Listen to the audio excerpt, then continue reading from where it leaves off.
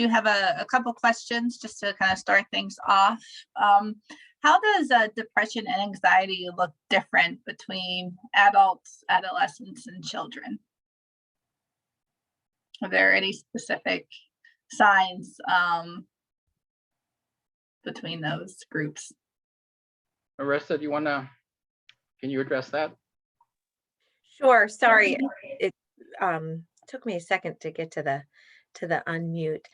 I have found, based on just my own professional experience, that adolescents sometimes, although it looks different, can withdraw, sometimes become angry. That's something I hear often from parents, that their children tend to express things through anger. And for anxiety and depression for adults, it certainly can look so different, and there's a lot of symptoms. I always encourage people to be mindful of some maybe physical symptoms they're experiencing. You have a lot of clients who are able to identify those right away, but then you have other clients that have no idea how stress can impact you, maybe physically or cognitively. So some of those symptoms of maybe stress and anxiety, some of the warning signs for cognitively, memory loss, forgetfulness, distractibility. Some physical symptoms can be aches and pains. Women tend to carry stress more in their shoulders. Men tend to carry it more in their stomachs. So, stomach aches, chronic colds, things like that. So I think being mindful of some of the physical symptoms is really important as well. One of the things I would like to add too is that I'm going to ask Jesse to kind of comment on this. I was participating in a program with high school students out of school, and we were talking about the depression and anxiety, and it was part of a suicide prevention program. But one of the things we asked the students is if they felt, depressed or had anxiety, would they, talk about it with their parents? And everybody sort of indicated no, they wouldn't. They wouldn't tell their parents they were feeling this way. And I think this is one of the common problems when it comes to mental health and depression, is that if we have a headache, or if we have a pain in our side, or we bruise our knee and we have a hard time, we're going to see a doctor to try to treat those symptoms. But if we're having a mental symptom of that, we tend to kind of keep it in and don't want to share it or seek treatment. And this is especially true with students and young people. I think they're less likely to tell their parents that they're feeling depressed or sad. And I think we need to kind of encourage that. And Jesse, if you want to relate that program that you have that reaches out there, and Susan too, Crick Haven, I'm sure you have a program too. If you just want to talk about that's actually in Ending the Silence for students. And what we find is we tell them that sometimes it's not your parent that you're going to go to. Sometimes it's going to be a teacher. And so we ask them, name those, think of that. Who's that trusted adult? Is it a coach? Is it, a pastor? Is it maybe an older brother or sister, an aunt, or someone? They do feel a lot of pressures from schools, but what we actually find is they are eager to get help. They are eager to have someone to listen. Whereas parents get very scared oftentimes, or they're afraid of this diagnosis, that it's something that's going to follow the kids. The kids are understanding more, hey, I can get help and I can feel better. So what we try to do with this Ending the Silence is educate parents and teachers and students so that we're all on the same page. We're all talking about it, that it's okay to get help. This doesn't have to, the earlier you get help, this changes the trajectory of, your life. And it, as we know, if you tackle heart disease earlier, tackle diabetes early, and get on that, you don't have the repercussions of that illness. So Ending the Silence really gives them the power to say, this is what's going on, and to let them know that if they go to this first adult and that first adult doesn't listen to them, then we have 3 more that we can go to until they find the help that they need and the support that they need. Oh, great. And Jesse, you have a program also. Absolutely. And I think I know what instance you're talking about, Jack. The area director who was in this position before me, she did a presentation at a school and asked that question. And the students' response why they wouldn't go to their parents is because they didn't want to disappoint them. So we do have a number of different programs. We have our More Than Sad program. We have an educator version, a parent version, and a teen version. The educated version actually covers 2 hours of the Act 71 requirement that allows for suicide prevention training for school personnel. It is a requirement in our schools in Pennsylvania that school personnel go through that training. Again, we have one for parents and we have one for teens, and we actually have 2 new programs. We have a read along. It is called Gizmo's Possum Guide to Mental Health. It is geared towards 5 to 11-year-olds and their trusted adults. We actually have done this a few times already, and it's gone over very, very well. So the idea is that there is a therapy dog who talks to these young adults, these young children, about taking care of their mental health, because sometimes they do feel sad, mad, or anxious, things that they can do to work through those feelings. So activities, people they can do those activities with, places that they can go, and then identifying their trusted adults who they can go to talk about those feelings with. And we actually partnered with the Connecticut Suicide Advisory Board for this program. And then we also just came up with an It's Real Teens and Mental Health program. It goes through, having that conversation with each other, like how to get help. There are videos from TV personalities and celebrities talking about the issues that they've had with mental health. But again, talking about, things that warning signs, things to look out for, who you can go to, who you can speak with.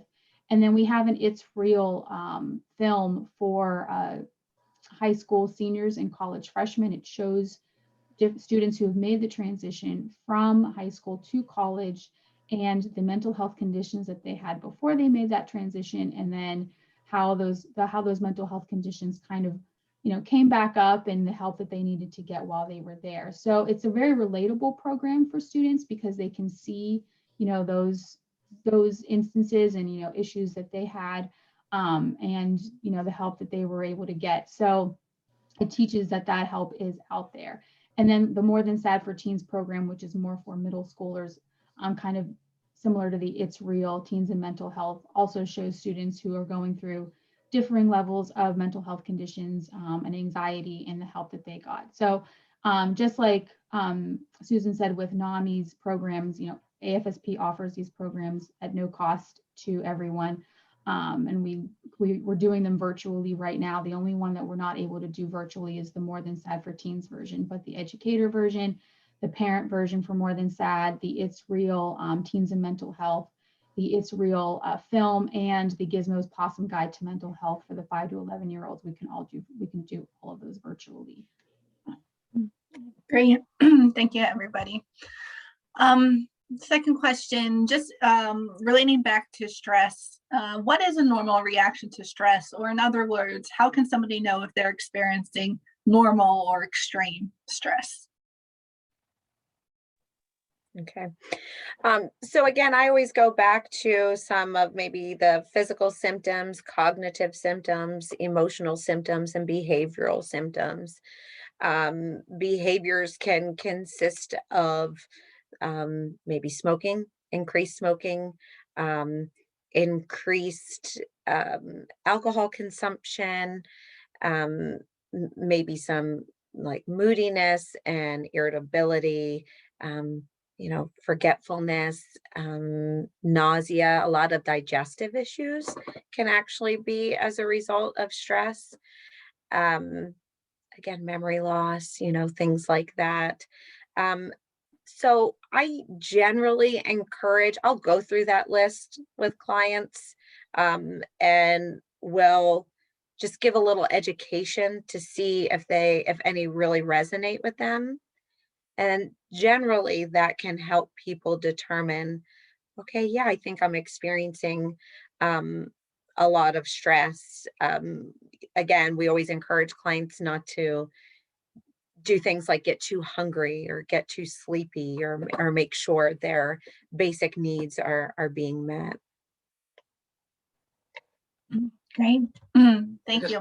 I just wanted to comment on one of the early on in the pandemic. There was a joke that came across that said something about, like, after the pandemic, I'm trying to decide which group to go to first, either AA or Eaters Anonymous, because of people eating and that. But one of the things that I found out is this has been such a difficult time, and we shouldn't feel guilty with where we are, or if we find ourselves drinking too much or whatever. We did what we needed to do to cope with the situation, but now is the time to really sort of to be able to reach out and get the help, and to sort of address some of the issues if you've been either drinking too much or other type of sources to cope with the situation. So the important thing is, what do we do now?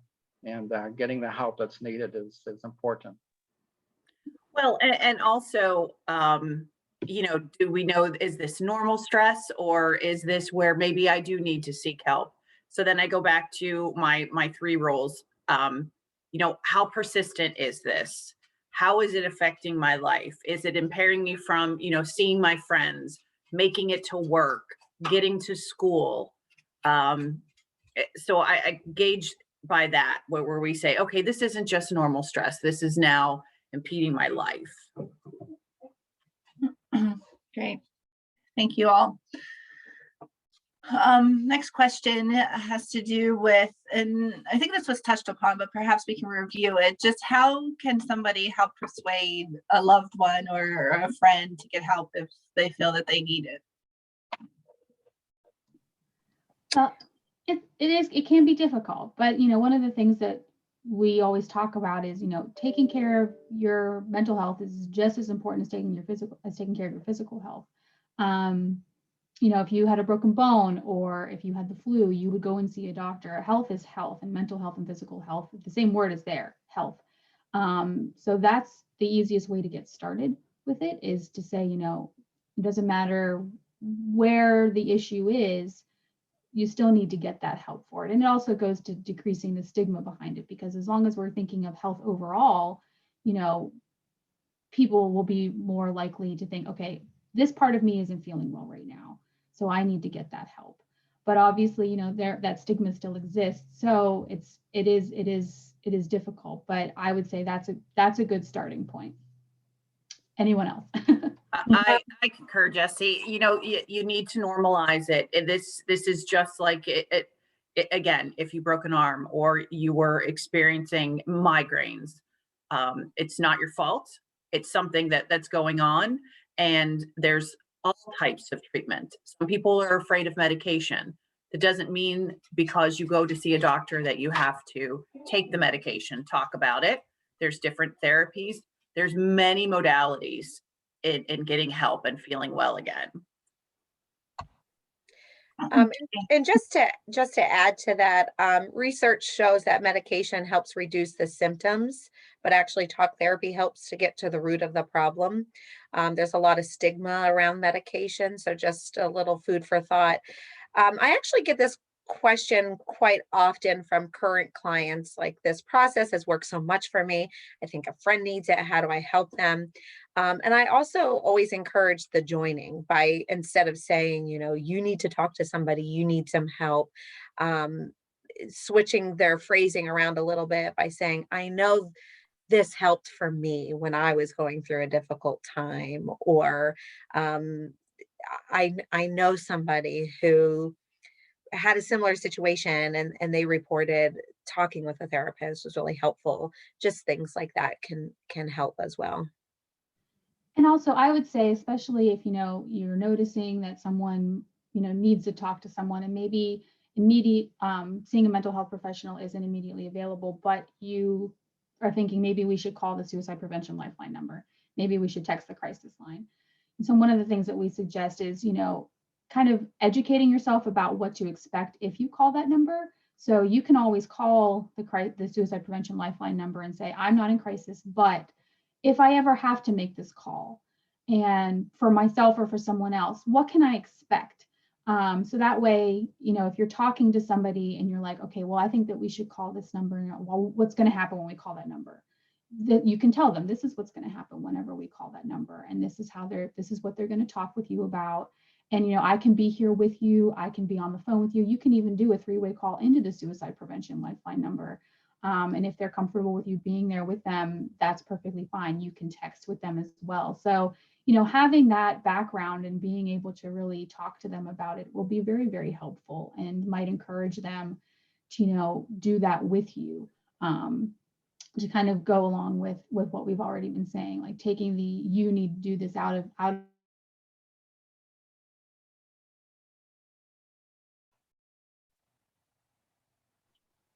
Yes, I do. I agree. Taking "you need" out of any sentence that you start the when you equation. try to We can help do this. someone. Great, thank you. All right, last question that we have is just how can I determine if a therapist is right for me? Talk to them. Give them a chance. Go a couple of times. If it's not working for you, then you go and see someone else. Sometimes we call it speed dating. But you have to find the fit that's right for you. And it doesn't mean that they're a bad therapist, whatever. It's just not working for you. You're not making the connection, and see someone else. Don't say it to, don't give up because maybe the first 2 tries didn't work. Sure. And always be honest with the therapist too, if something's not working or something's not clicking with you. It's okay. That's your time. It's definitely okay to have that honest and open discussion with the therapist as well. It's also one of the things we say in our grief support groups is that to try to give it 2 or 3 times. Don't come to the one meeting and then give up and saying, oh, this really didn't help, or that. A lot of times that first session, you're going in with a lot of anxiety and tension and that. So it might be the second or third time before you really start to see the benefits or feel comfortable with that therapist. And then in terms of the, those, catchwords or wording things differently. And I'm going to ask Jesse to talk about this too, is one of the things we try to communicate in terms of suicide deaths is don't refer to somebody as a person committed suicide, because a person doesn't commit a heart attack or they don't commit a cancer. But we try to say things like in terms of a person died from suicide. And Jesse, I think you can just share or communicate that. Jesse? Sorry, I was trying to unmute myself. Absolutely. So, as Jack was saying, we avoid the phrase committed suicide. It can have a very negative connotation. It perpetuates the stigma. Again, as he said, we don't say someone committed cancer or committed a heart attack. The fact is that there was a mental health condition. There was an illness going on. So we like to say they died by suicide. That's the preferred way to say it. We also want to avoid saying failed or successful attempts. We don't want to kind of put that, I don't know what word I'm trying to think of. We don't want to say that they were successful in attempting suicide, because that gives the idea that it implies judgment, and we wanted to say suicide attempt, suicide, or death by suicide. It's important to educate people about this because it encourages the help seeking and raising awareness. So, the way we talk about suicide does really, really matter. And it is hard. It is hard to change the way that you've been speaking about it for so many years. But, as you go through and you become more familiar with it, you really do start to think about, you're right, saying committed suicide, is like saying I committed a crime, and you didn't commit a crime if you died by suicide. That's not what happened. There was a mental health condition going on at the time. There was an illness there, just like if you had cancer, just like if you had a heart attack. So no crime was committed. You died by suicide.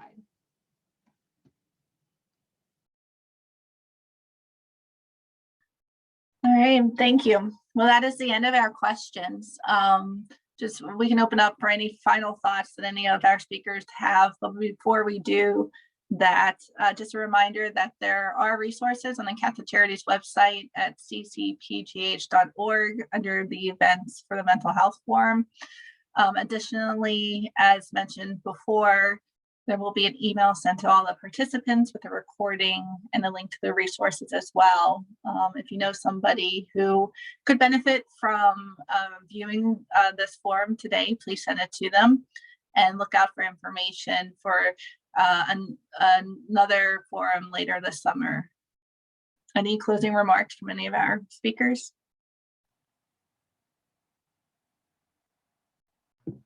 I just want to close in terms of the just in terms of the grieving process. You know, it is a sacred journey, and it's a grieving is a process that we all have to travel sometimes during our life, and it's best done with the help of what I call listening friends, our organization, or it's best done whenever you reach out and work it through with others. So.